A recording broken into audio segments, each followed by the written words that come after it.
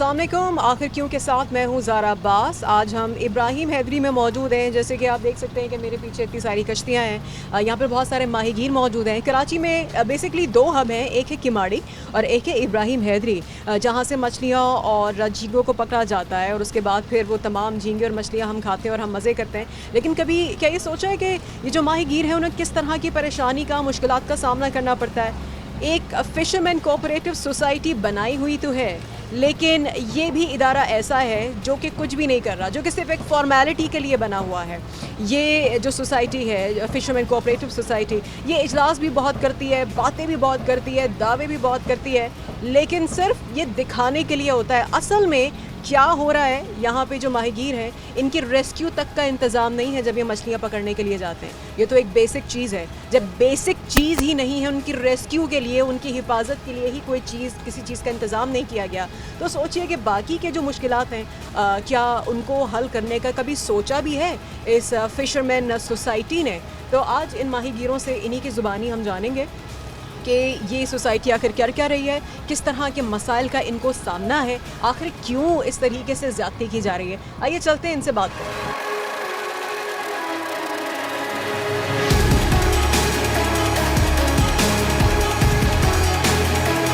हमारे साथ सीनियर फ़िशरमैन मौजूद हैं, उनसे हम बात करते हैं। ज़ाहिर है उनको इतने साल हो गए काम करते हुए, क्या मसाइल वो देखते हैं, किन मसाइल का सामना है उनको, उनसे बात करते हैं। अस्सलाम वालेकुम। वालेकुम। सर आपका नाम? मेरा नाम है तालिब कच्ची। अच्छा तालिब साहब, ये बताइएगा कि किस तरह के मसाइल का सामना करना पड़ रहा है आप तमाम लोगों को?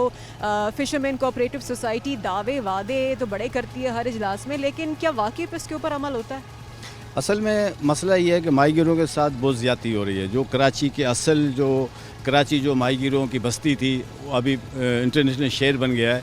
लेकिन आप देख रहे हैं यहाँ पे इब्राहिम हैदरी में आप आए हुए हैं, तो यहाँ इस इलाके की इब्राहिम हैदरी की हालत क्या है। इसी तरह पूरी अब साहिली पट्टी को देखे ना, वहाँ पे इस तरह की कोई अस्पतालें हैं, ना इस तरह से कोई स्कूल्स हैं, ना कॉलेज है इस तरह के हाई लेवल के, ना यहाँ पे ऐसे पार्क हैं।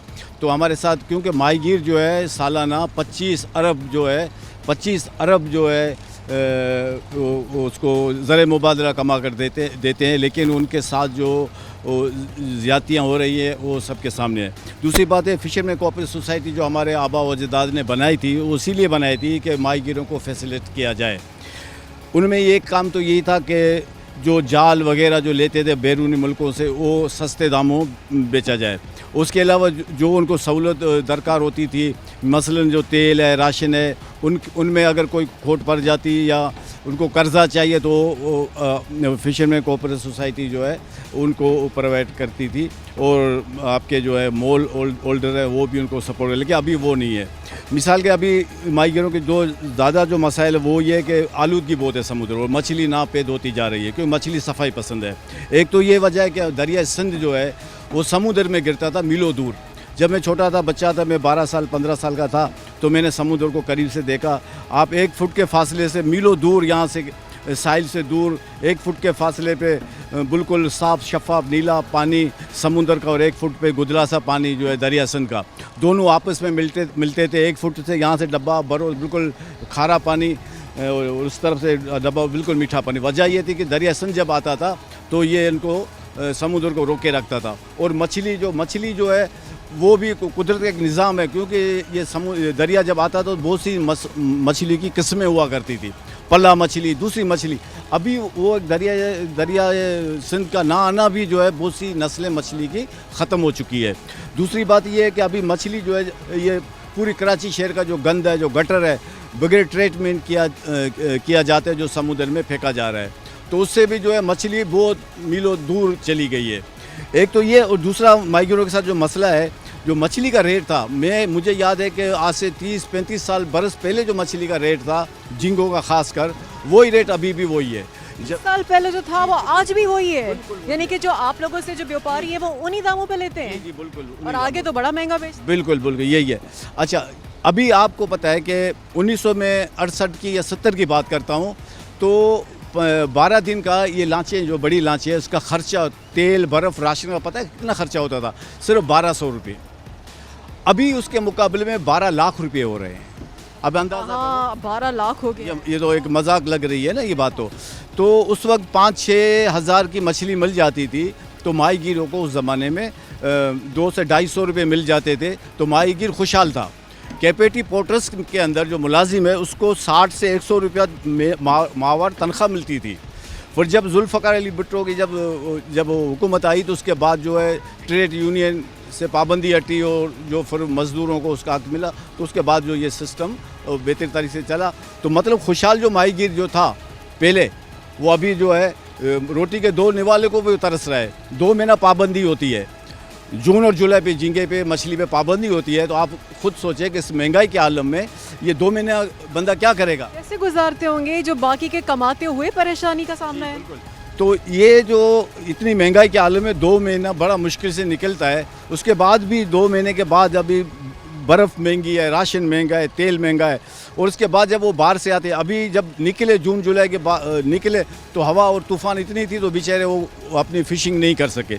तो मकसद ये है कि हुकूमत को चाहिए कि जिस तरह दूसरों को जो सब्सिडी देते हैं तो माहीगीरों को भी सब्सिडी दें।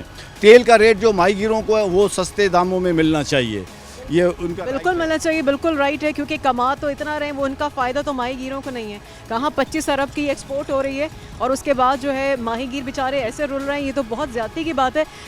सर ये बताएं कि जो फ़िशरमैन कोऑपरेटिव सोसाइटी है, ज़ाहिर है उनका काम है कि वो आप लोगों के लिए आवाज़ उठाएं, आप ही लोगों के लिए ये सोसाइटी, ये एक कम्युनिटी बनाई गई है। तो क्या ये क्या कर रही है, क्या इनका काम नहीं है कि जो इतना आलूदा अब ये समंदर कर दिया गया है कि मछलियाँ इतनी दूर चली गई हैं, या जो मसाइल आप बता रहे हैं, तो ये पर किस लिए ये फ़िशरमैन कोऑपरेटिव सोसाइटी बनी हुई क्यों है, कर क्या रहे हैं ये? असल में फ़िशरमैन कोऑपरेटिव सोसाइटी है ना, उसमें ये होता है कि ये हमारे आबा व अजदाद ने बनाया शुरू में। तो उन्होंने ज़ाहिर वो इतने पढ़े लिखे, इतने माहिर, इतने वो ब्यूरोक्रेट्स तो नहीं थे, तो उनको इस सोसाइटी को चलाने के लिए गवर्नमेंट से कुछ बंदे लेने पड़े। अब होता ये है कि सोसाइटी जो है उसका चेयरमैन जो है, उनके जो डायरेक्टर है 8 है सोसाइटी के गवर्नमेंट के, और जो लोकल जो फ़िशरमैन के डायरेक्टर है वो 7 हैं। तो चेयरमैन ऑटोमेटिक उनका बन जाता है। तो इसी वजह से भी प्रॉब्लम है, जो उनके जो मसले जो ज़्यादा हल नहीं हो पाते हैं। तो इस वजह से एक नाम की आपके ख्याल में बनी हुई है, सिर्फ वो अपनी तनख्वाहें तो ले रहे हैं, मगर आप लोगों का कोई मतलब कोई पुरसाने हाल नहीं, बिल्कुल आपके हालों पे छोड़ा हुआ है। जी बिल्कुल। अभी जिस तरह से कोई समुद्र में डूब जाता है बंदा, ठीक है, समुद्र में डूब जाता है तो उनको कोई मुआवजा नहीं मिलता है। जबकि शहर में कोई एक्सीडेंट हो जाता है या कोई हादसा होता है तो हुकूमत उसको लाखों रुपए उनको मुआवजा देती है। मतलब इतनी ज़्यादा ज़्यादती कि एक माहीगीर अगर मछली पकड़ते हुए अगर खुदा न खास्ता वो डूब जाए तो कौन सा इतना ज़्यादा उनकी कोई उनकी उजरत है कि वो उनके घर चलेंगे, वो तो सही से पेट भर के खाना नहीं खा सकते, उनको आप मतलब पूछते नहीं है, उनको कोई पैसे नहीं दिया? जी अच्छा, फिर उनको पैसे भी देते हैं, कितने पता है? 10,000 रुपये। अब 10,000 के लिए उस घर फैमिली का बंदा वो कितने चक्कर लगाएगा फ़िशरमैन कोऑपरेटिव सोसाइटी, यानी कि 10,000 तो उनका जो किराया हो जाता है, और बड़ी मुश्किल से उनको जो है वो 10,000 रुपये मिलते हैं। तो ये 10,000 रुपये ये जो है अगर खुदा न खास्ता कोई माहीगीर डूब जाता है, ये कौन देता है? फ़िशरमैन कोऑपरेटिव सोसाइटी। फ़िशरमैन कोऑपरेटिव सोसाइटी को तनख्वाहें तो आप लोग इतनी लेते हैं, और आप एक माहीगीर अगर खुदा न खास्ता अपनी जान से चला जाए, उसके घर वालों को आप 10,000 रुपये देते हैं। मतलब कुछ थोड़ी सी कुछ हया तो आती है कि कभी हया आती है कि नहीं आती है, कि कितनी ज़्यादा नाइंसाफ़ी हो रही है आखिर क्यों? ये बताइए कि जो रेस्क्यू का भी कोई इंतज़ाम नहीं किया गया है माहीगीरों के लिए, ये बाकी तो बेसिक चीज़ें तो बात की आती है कि इंसान जो माहीगीर उसकी जान की भी यहाँ पर इंतज़ाम नहीं किया गया उसके रेस्क्यू के लिए या उसकी सेफ्टी के लिए। तो इस पे कभी आप लोगों ने मिलकर आवाज़ उठाई माहीगीरों ने, तमाम लोगों ने? हम लोगों ने बहुत दफ़ा हम लोगों ने सेमिनार किए, जलसे किए, मुजाहरे किए, रेस्क्यू के हवाले से, ये मैंग्रोव्स भी जो काटा जा रहा है इसके हवाले से हमने बहुत दफ़ा बात की है। ये पोल्यूशन के हवाले से बहुत दफ़ा हमने बात की है। हम लोग ने कहा कि बाबा ये जो पोल्यूशन जो है ये ख़तरनाक है माहीगीरों की, क्योंकि हम लोग जो मकामी जो माहीगीर हैं, जो यहाँ के जो रहने वाले फैक्ट्री और उनसे जो जाता है, जो मकामी जो माहीगीर हैं, वो तो उनका तो आबा व अजदाद से हज़ारों सालों से यहाँ से जो, क्योंकि हम जब तारीख़ पढ़ते हैं तो यही है कि भाई इंसान की तारीख़ समुद्र और दरियाओं से शुरू होती है। तो हमारा तो पेशा ही माहीगीरी है। अब हमारा पेशा ही माहीगीरी है तो हमारा तो और कोई काम नहीं है। जबकि आपको पता है ये अगर कारोबार बंद हो जाएगा तो ज़ाहिर है कि हमें तो शहर में कोई भीख मांगने के लिए भी जगह नहीं मिलेगी, क्योंकि भीख मांगने वालों की भी जगह मुकर्रर हैं, तो हम कहाँ जाएंगे? तो हुकूमत को भी चाहिए कि हमें जो है हमें सब्सिडी दें। जिस तरह अभी जून जुलाई में मैंने बात की, हिंदुस्तान के अंदर जो माहीगीर हैं उनको हर माहवार एक फ़ी बंदा माहीगीर को 4,000 रुपये दिए जाते हैं कम से कम, ठीक है ना?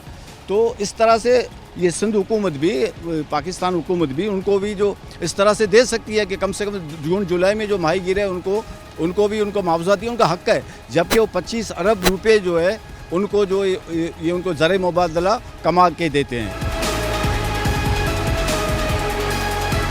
एक ब्रेक के बाद हमारे साथ रहिए।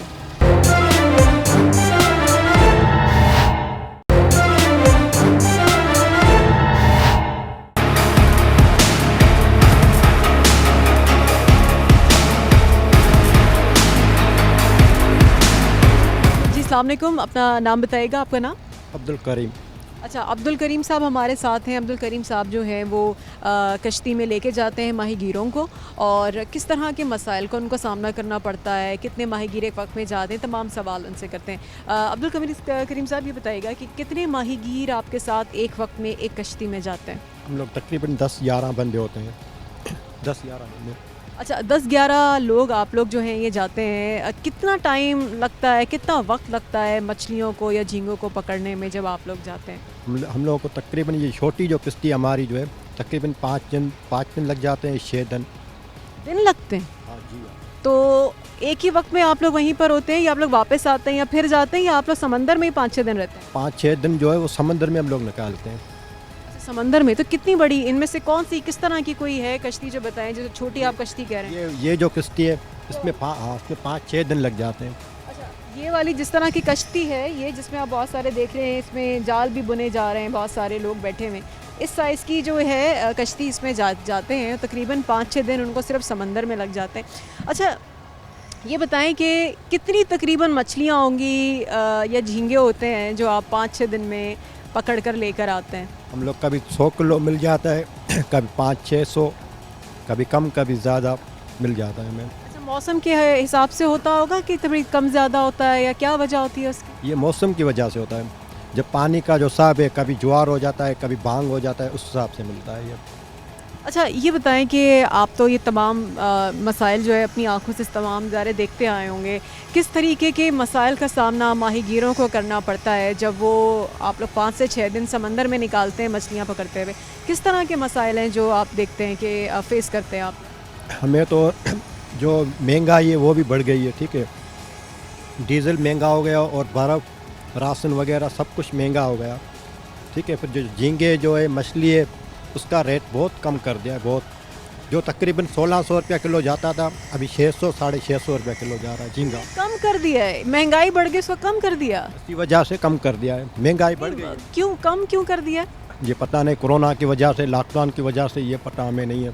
मगर तो लॉकडाउन की वजह से कभी आप लोगों को कोई सहूलियात भी दी है, कोई कुछ भी दी है, कभी कोई सहूलत दी है? हमें तो कोई सहूलत नहीं है, आपके सामने जो भी है, हम लोग अपनी जेब से खर्चा करके जाते हैं।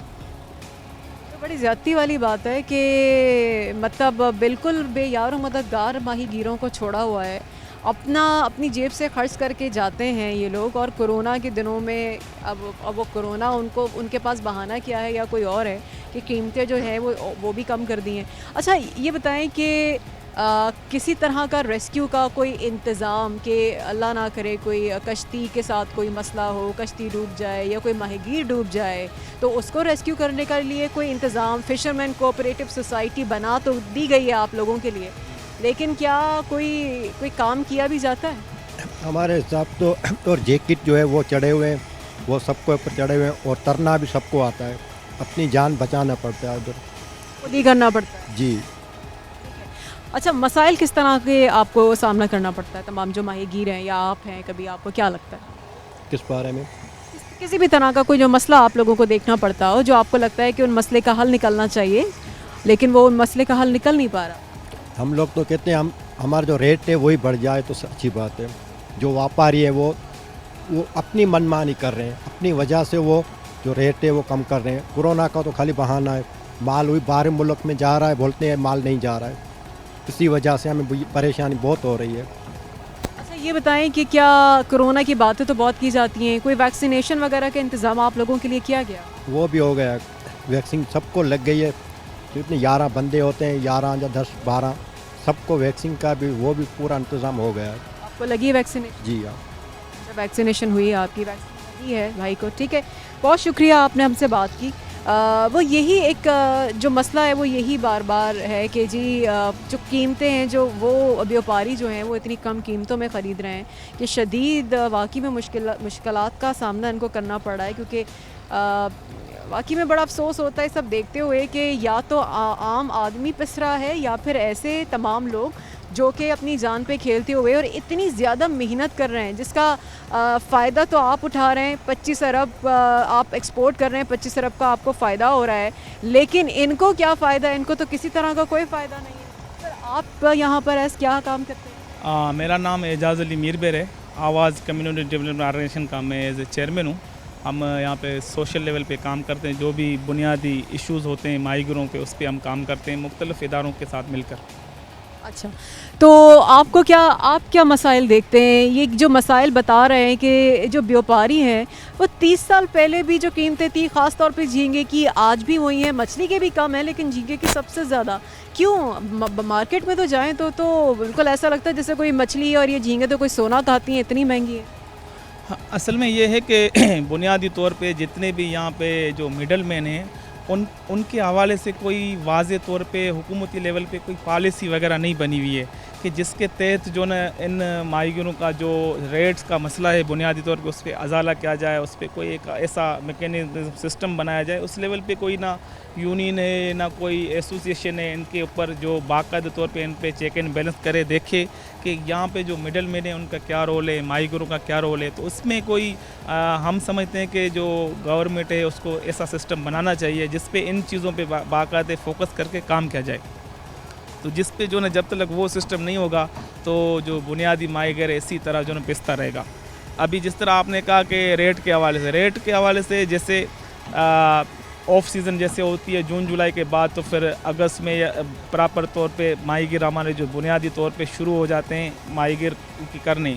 अब जैसे हम झींगे की एक बात करते हैं तो जो सीज़न होता है उसमें जो ना 2000 के करीब झींगे का जो ना पर केजी होता है, 1800, 1900, 2000। लेकिन इस वक्त जो ना वो 800 से 1000 रुपया जब वो झींगा जा रहा है, तो आप इस महंगाई के दौर में माहीगीर कैसे अपनी जो ना वो पूरी करेगा, जब में राशन महंगा, फ्यूल महंगा, बर्फ़ महंगी, सारी चीज़ें हैं। तो ये एक बड़ा मसला है और ये इस पे जो ना सीरियसली गवर्नमेंट को जो ना बाकायदा तौर पे एक पॉलिसी बनानी चाहिए जिसमें माहीगीरों की बेहतरी का कुछ हल हो सके। जो फ़िशरमैन कोऑपरेटिव सोसाइटी है उनकी ज़िम्मेदारी है आप लोगों के लिए वो बनाई गई है, लेकिन अभी तक हमने देखा नहीं कि वो कोई अमल करते भी हैं, बस इजलास ही बुलाते हैं, बातें करते हैं। कोई वादे आज तक निभाए भी हैं उन्होंने?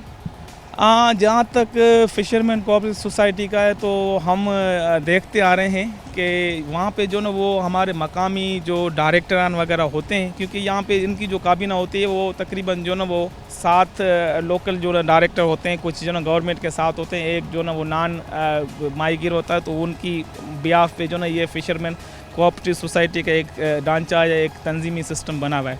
लेकिन ये है कि जो बुनियादी तौर पे जो डायरेक्टर है, अगर फ़िशरमैन से अगर वो उसको चुना जाए, वो अगर फ़िशरीज़ का चेयरमैन बन जाए तो हम समझते हैं काफ़ी चीज़ें बेहतर हो जाएगी, नई पॉलिसीज़ बनेगी, नई चीज़ें बनेगी, बुनियादी जो इश्यूज़ हैं उनके ऊपर जो बातचीत होगी, डायरेक्टली लोगों को फ़ायदा होगा, दाद रसाई होगी।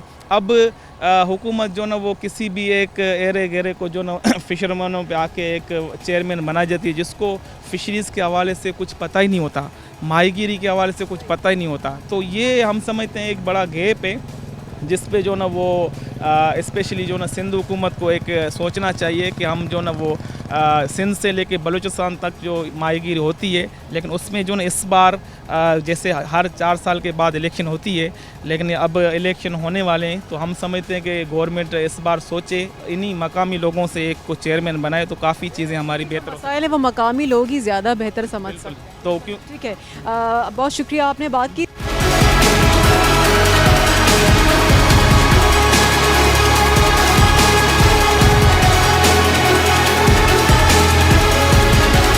यहाँ पर हम एक ब्रेक लेंगे, अब ब्रेक के बाद आके मज़ीद भी बात करेंगे, हमारे साथ रहिए।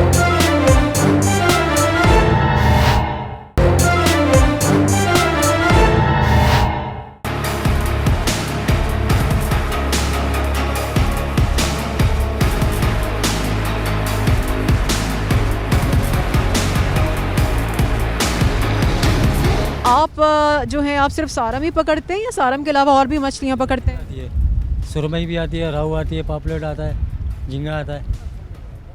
जी हाँ। तो आजकल क्या मौसम जो सीज़न है वो सारम का है या फिर आज जो जाल में जो आ गया सब मच्छी का है, सबका है? सब मच्छी आ रहा है।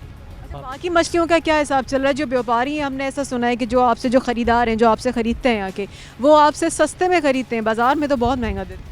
बाजार में महंगी रेट है, हमारे पास छोटी मच्छी होती है, बड़ी वाली महंगी जाती है। जैसे छोटी है, छोटी सस्ता जाती है, 200 रुपये 150 रुपये किलो।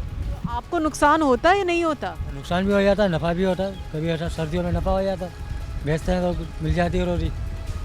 नुकसान भी होता है गर्मियों में।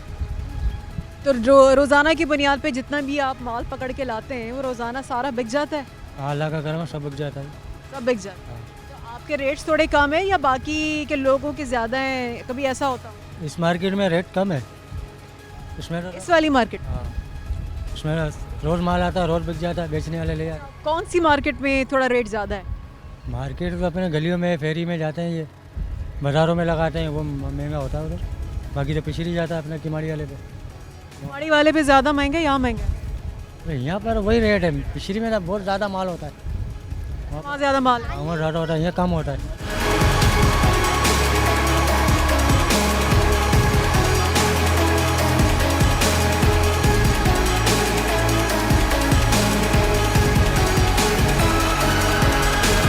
अच्छा, ये एक और हमारे साथ मौजूद हैं भाई, इनसे पूछते हैं, ये मछली कुछ सफाई कर रहे हैं मछली की। अस्सलाम वालेकुम। वालेकुम सलाम। कौन सी मछली आपके पास? ये मीठे पानी की मछली रामस है। क्या नाम है? रामस मीठे पानी की। अच्छा, इसकी क्या कीमत है? इसकी बाज़ार से आती है 200 रुपये किलो, यहाँ ये लोग 300 रुपये किलो बेचते हैं। अच्छा, नहीं बाजार से कौन सा बाजार, जो आम बाजार की बात कर रहे हैं आप? ये गुलशन हदीस से आता है, कहाँ से आता है? गुलशन हदीस से। गुलशन हदीद से आया है ये। और ये वाली कौन सी है? अभी भाई ने आपको एक और ला के दी है, ये बाम है। निकाल के दिखाइए।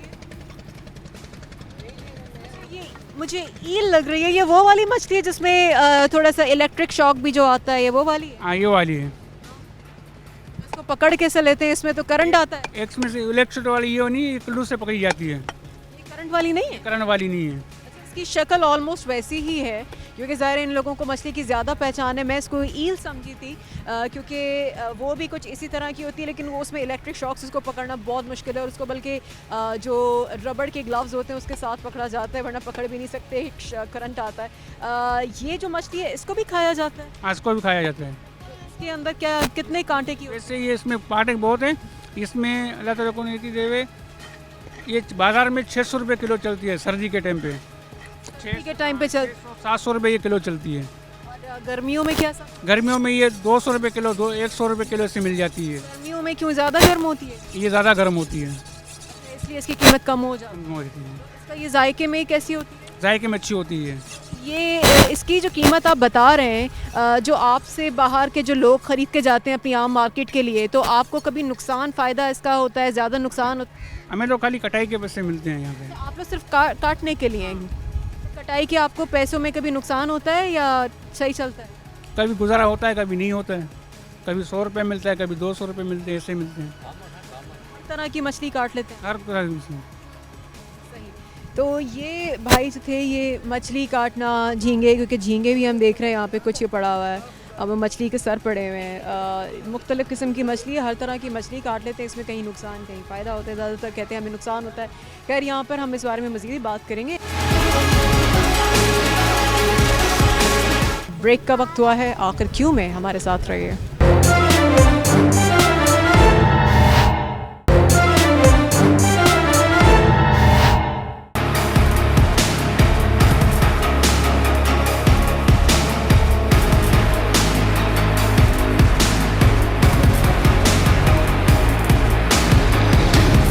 ये वो मसाइल हैं जो कि वाकई में इतने ज़्यादा हाईलाइट नहीं किए जाते, या फिर वही बात है कि जो फ़िशरमैन कोऑपरेटिव सोसाइटी है, इजलास तो हम बहुत देखते हैं, इजलास किए जाते हैं, वादे किए जाते हैं कि जी माहीगीरों के मसाइल को तरजीही बुनियाद पर हल किया जाए, लेकिन वो तरजीही बुनियाद पे कितना हल किया जाता है? एक बेसिकली उनकी ज़िंदगी की भी सेफ्टी नहीं है।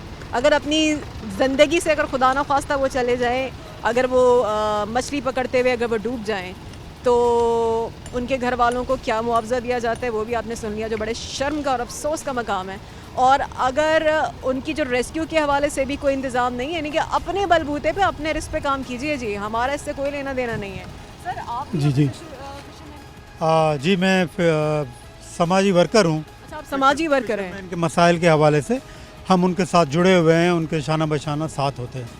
अच्छा, आप समाजी वर्कर हैं तो आप तमाम क्या आप मसाइल देखते हैं कि जो जितने भी माहिगीर हैं किस तरह के मसाइल का उनको सामना है, और इन मसाइल के हवाले से क्या आपको लगता है कि सद्देबाब करना चाहिए? देखें, एक तो अगर हम देखें ना तो ओवर फिशिंग भी है बहुत ना। फिशिंग के जैसे आम लोगों को बताइए, क्योंकि उनको इतना इस बारे में नहीं। जी हाँ, जी हाँ, यानी वो हद से ज़्यादा जो है वो माहीगीरी।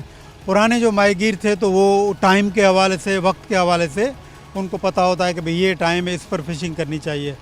मगर ज़ाहिर है आपको दूसरे एरिया के लोग भी यहाँ पर आ गए हैं तो वो 24 आवर्स उसमें समंदर में जाते हैं। और ख़ास तौर पे आजकल जो एक नेट है वो नुकसानदा जाल है, उसको बूलो गुज्जो कहते हैं, उसकी वजह से मछली का जो बच्चा है वो भी उस छोटे नेट में आ जाता है, जिसकी आँख बहुत छोटी सी है। तो इससे एक तो मछली की नस्ल कशी भी हो रही है, इससे भी मछली कम हो रही है।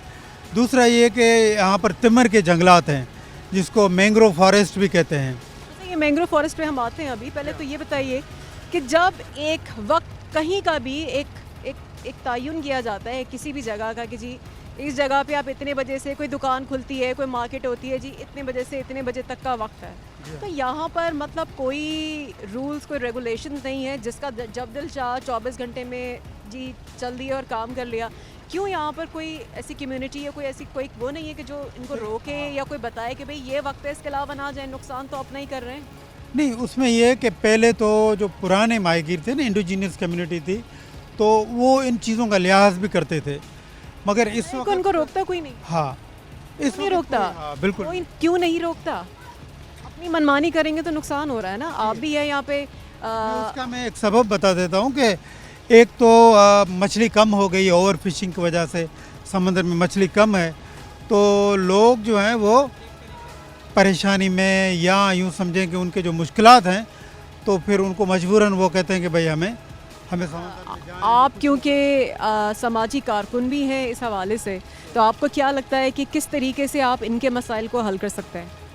देखिए, हम इस हवाले से बहुत सारी चीज़ें हमने हुकूमत के सामने भी रखी है। एक हमने सबसे बड़ी बात जो रखी है वो है कि भाई एक सस्टेनेबल फिशरीज़ पॉलिसी हो, यानी माहीगीरों के लिए एक ऐसी पॉलिसी होनी चाहिए कि जिसके तहत वो कि क्योंकि वो हम कहते हैं कि भाई जो समंदर है माहीगीरों का है, तो मछली का जो हक है शिकार का वो माहीगीरों को होना चाहिए। तो उनके लिए हुकूमत से भी हम दरख्वास्त करते हैं कि उनके लिए सहूलियात हों, उनके लिए कर्ज़े हों, उनके लिए जो है वो उनके बहुत सारे राइट्स हैं वो होने चाहिए। उनकी जो कम्युनिटी है वहाँ पर सिविक इश्यूज़ जो हैं, समाजी वो हल होने चाहिए। तो फिशरीज़ पॉलिसी पर हम जोर देते हैं, और बल्कि हमने एक बना के हुकूमत को पेश भी की है कि भाई ये उसूल होने चाहिए, इसके तहत माहीगीर है उसका टाइमिंग क्या हो, कहाँ तक वो जाए, कौन सा जाल इस्तेमाल करे, और कौन से नुकसानदा तरीके हैं जिससे हमारी मछली या उसके बच्चा जो है उसकी नस्ल का आपको कोई पॉजिटिव रिस्पांस मिला है अभी तक? आपने जो आगे ये जो मसाइल है जो आगे आपने रखे, पॉजिटिव कोई मुस्बत कोई जवाब मिला है? एक तो जवाब मिला है, ख़ास तौर पे कहाँ से? पीपल्स पार्टी की जो हुकूमत थी, शुरू में ये जो हुकूमत आई थी तो उन्होंने जो ठेकेदारी निज़ाम था उस पर, क्योंकि वो ठेका देते थे किसी एक बंदे को, तो ख़ास तौर पे स्वीट वाटर पे, मीठे पानियों पे, तो वो फिर अपने मनमाने रेट से उनके साथ वो एक्सप्लॉयटेशन भी करते थे, उनका एहसास करते थे। आपने ये मसाइल जो हैं क्योंकि सिंध हुकूमत के ही सामने रखे हैं, आपको पॉजिटिव रिस्पांस मिला है, और उम्मीद करते हैं कि जो सिंध हुकूमत है वो इसके ऊपर यकीनन काम करेगी, और जो मसाइल है जो कि हमारे समाजी कारकुन इसी हवाले से जो यहाँ पे माहीगीर, जो फिशरमैन जो मसाइल को फेस करते हैं वो मसाइल आगे रखें। खुद सोचिए कि अगर जो मछलियों की नस्ल कुशी जिस तरीके से हो रही है, जिस तरीके से ये मसाइल का सामना करना पड़ रहा है, आखिर क्यों हम इतने बेहिस हो गए कि हम उन्हीं मसाइल को कभी समझ नहीं पाते, कभी देख नहीं पाते, और उनको कभी उन मसाइल को हल करने की कभी शायद कोशिश नहीं कर पाते, या फिर करना उसको चाहते ही नहीं है। एक मसला एक मैंग्रोव के हवाले से भी है, वो आप प्लीज़ ज़रा हमारे देखने वालों को बताइए। जी, जैसे कि दरिया सिंध की जो 17 डिस्ट्रीब्यूटरीज़ हैं ना, जहाँ से मीठा पानी समंदर को जाता है, तो जहाँ जहाँ से ये क्रीक्स हैं, डिस्ट्रीब्यूटरीज हैं, वहाँ पर तिमर के जंगलात या मैंग्रोव्स जिसको कहते हैं वो परवान चढ़ते हैं। मैंग्रोव्स बहुत अहम है दुनिया में, इनके बचाव के लिए तहरीकें भी चल रही हैं और पाकिस्तान में भी चली हैं। तो इनकी जो जड़ें हैं, रूट्स हैं, वहाँ पर मछली अपने अंडे और बच्चे देती है। यूँ समझें कि वो नर्सरीज़ हैं जो यहाँ पर बच्चे बड़े होते हैं, फिर यही बच्चा मच्छी और झींगे का ओपन सी में जाता है, समंदर में जाता है या बड़े पानी में जाता है। यहाँ पर माहीगीर उसको शिकार करके और बच्चों के लिए रोजी लाते हैं। मगर इस वक्त ये है कि एक माफिया है जो उनको बड़े पैमाने पर काट रही है और फैक्ट्री वाले उनको सस्ते फ्यूल के तौर पर, क्योंकि गैस उनको महंगी पड़ती है, तो ये तिमर की जो लकड़ी है ये ट्रकों के ट्रक भर के वहाँ पर उनको फैक्ट्रियों में पहुँचाए जाते हैं, जिससे उनके बॉयलर चलते हैं और मछली को जो है बॉयल करते हैं। तो इसको बचाने की ज़रूरत है। इसके कटाव की वजह से भी मछली कम हो रही है और लोग जो हैं वो बेरोज़गारी की तरफ बढ़ रहे हैं और बहुत सारे इश्यूज़ इस वजह से हैं कि रोज़गार नहीं है, तिमर के जंगलात कट रहे हैं।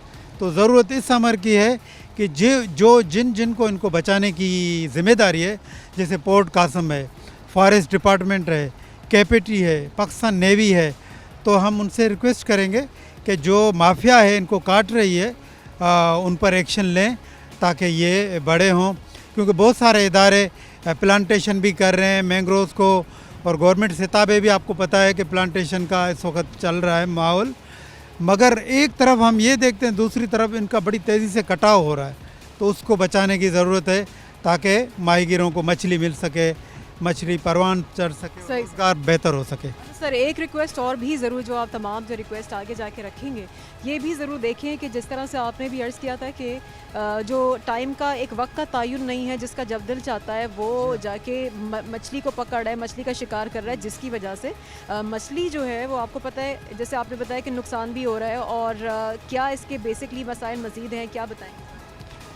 देखें, जो मछली का जो माहीगीर होता है, जो पुराने माहीगीर हैं उनको पता हो कि क्या टाइमिंग है, किस तरह से हमने जाना चाहिए और कौन सा वक्त है जब इसकी ब्रीडिंग का सीज़न है, जैसे मई, जून, जुलाई, तो ये 3 महीने जो है वो मछली को वो ब्रीडिंग है, वो बच्चे देती है, वो बड़े होते हैं।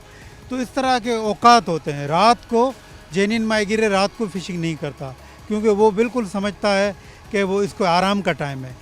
जिस तरह वो समंदर से भी मोहब्बत करता है माहीगीर, और जो माहीगीरी करता है उससे, उन इलाकों से, उन क्रीक्स से, जैसे 17 क्रीक्स हैं, तो उसकी मोहब्बत होती है। बाकी जो लोग बाहर से आए हैं या कदीमी माहीगीर नहीं हैं, तो उनको इस चीज़ का एहसास नहीं होता। और वो जिस तरीके की जो नेट आपने बताई है, जो जाल जिस तरह का बना दिया गया है कि मछली के बच्चे भी उसमें कैच हो जाते हैं, पकड़ लिए जाते हैं, तो इसका कौन जिम्मेदार है और इसके हवाले से क्या हो सकता है? एक तो जो बूलो गुज्जो का मैंने नाम लिया, ये खतरनाक जाल है, दूसरा गुत्थ है और तीसरा है कतरा जाल। तो इनकी आँख का साइज़ है बहुत छोटा है, तो उसमें बड़ी मछली तो फंसती है मगर छोटी मछली बच्चा उसका फंस जाता है। तो इससे जब आप बच्चे को ही मार देंगे तो कहाँ? तो ठीक है, लेकिन इसका जिम्मेदार कौन है और फिर इसका तयन किस तरह से किया जा सकता है? देखिए, इसकी जो मेन जिम्मेदारी है गवर्नमेंट पर होती है, गवर्नमेंट सिंध पर होती है, और ख़ास तौर पर सिंध गवर्नमेंट फिशरीज़ डिपार्टमेंट पर है कि वो इन अनासर को, इन जालों को चेक करें, देखें कि कश्ती में कौन सा जाल जा रहा है। ऐसा तो नहीं है, क्योंकि उसको हुकूमत को भी नुकसान होगा। जब मछली नहीं होगी तो हुकूमत को टैक्स भी नहीं मिलेगा। या जैसे भाई ने फिशरमैन्स कोऑपरेटिव सोसाइटी की बात की थी, तो वो 6.5% वो टैक्स लेते हैं ना, इससे पर्सन लेते हैं, तो उनको भी कुछ नहीं मिलेगा। माहीगीर के घर ये बिल्कुल ये एक ऐसी देखने की बात है, जो भी इसके ज़िम्मेदारान हैं, ये देखें कि जिस तरीके का जाल इस्तेमाल किया जा रहा है, जब मछली के बच्चे ही नहीं रहेंगे तो फिर मछली जब वो बड़ी नहीं होगी तो फिर फ़ायदा क्या होगा? आप ब्रीड को ही ख़त्म कर रहे हैं। किस तरह के जाल, नाकिस जाल इस्तेमाल किए जा रहे हैं जिससे मछलियों को ही नुकसान हो रहा है, उसकी प्रोडक्शन को नुकसान हो रहा है। ये एक बहुत बड़ा सवाल है, आखिर क्यों ये सब हो रहा है और आखिर क्यों सब ने आंखें बंद की हुई हैं? इतना बड़ा काम हो रहा है यहाँ पर और इतना बड़ा मसला, ये वाकई में एक बहुत अहम मसला है।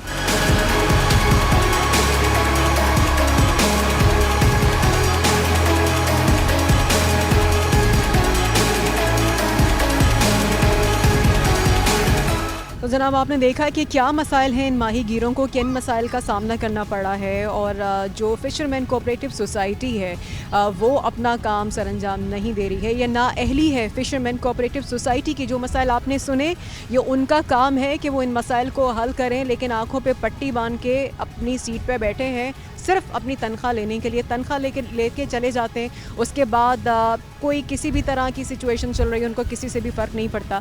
लेकिन बात यह है कि जिस तरीके से हमने जो अहम एक मसाइल देखे जो कि बेसिक मसाइल हैं, चाहे वो हमने जाल के मसाइल देखे हैं या फिर वो ये मसाइल देखे हैं टाइमिंग्स के हवाले से जो बताए गए थे कि फ़िशिंग कौन से टाइम पर किस तरह से करनी चाहिए, अगर यही मसाइल नहीं देखे गए और हाँ जो आलूदगी के हवाले से जो समंदर को जिस तरह से आलूदा किया जा रहा है, जो फैक्ट्रीज़ हैं उनका तो गंद समंदर में जा रहा है और मछलियाँ उस समंदर से दूर होती जा रही हैं, लेकिन इसके साथ साथ क्या हमारी ज़िम्मेदारी नहीं है जब हम समंदर पे जाते हैं, साहिल समंदर पे हम वहाँ पर कितनी गंद देखते हैं, तो कलेक्टिवली हम सभी लोग गलत कर रहे हैं और हम लोग नाइंसाफ़ी कर रहे हैं, हम मुल्क को भी गंदा कर रहे हैं, अपनी नेचर को भी गंदा कर रहे हैं, अपने समंदर को हम आलूदा कर रहे हैं। और अगर इसको इन तमाम चीज़ों से नहीं रोका गया, इन तमाम चीज़ों के सद्देबाब नहीं किए गए, चाहे वो जाल के हों, टाइमिंग्स के हों या आलूदगी के हों समंदर में, तो फिर इसका नुकसान आगे जाके होगा। ये मुल्क जो कि 25 अरब की एक्सपोर्ट मछली की करता है और सबसे बड़ा अलमिया ये है कि